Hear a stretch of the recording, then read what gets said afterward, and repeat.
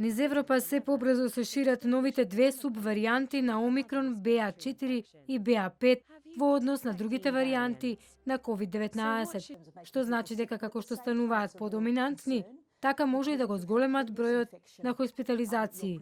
Во последните 10 дена се зголемува бројот на инфекции со COVID-19 во соседна Грција со 6374 нови инфекции пријавени во просек секој ден.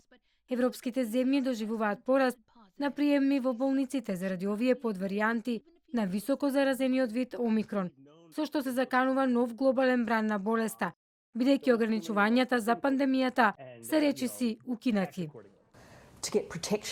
Се уште ни треба заштита од оваа болест. Се уште има луѓе кои не се вакцинирани. Затоа апелирам, оние кои ја немаат примено првата доза да го направат тоа. Болеста повторно се шири. Вакцинирајте се. Ковидот очигледно нема намера да си оди.